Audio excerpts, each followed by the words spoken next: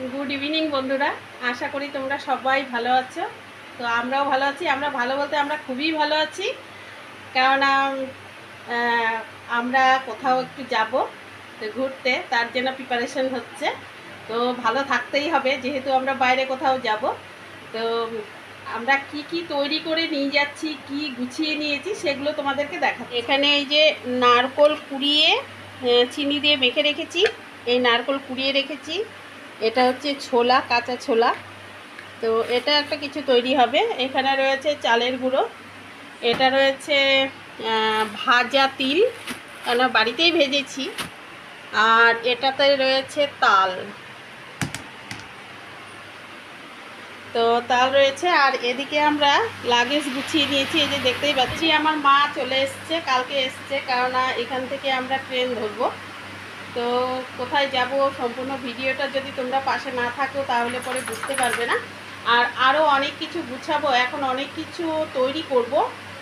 অনেক ধরনের নাড়ু করব, মোয়া মুখি এসব করব। তারপর সব কিছু গুছিয়ে তারপর তোমাদেরকে আবার যখন আমরা প্যাকিং করব তখন তোমাদেরকে আবার দেখাবো। আর কোথায় যাচ্ছি সেই ব্লগ তোমাদের সামনে আসবে, তোমরা কিন্তু অবশ্যই দেখবে।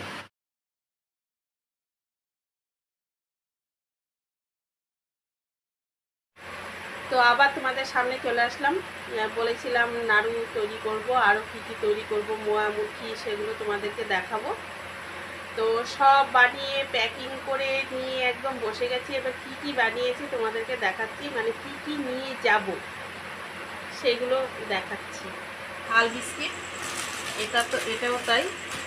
আর এটা রয়েছে একটা গোল ধরনেরই মানে বিস্কিট। আর এখানে রয়েছে কাঁঠালের বীজ বা দানা।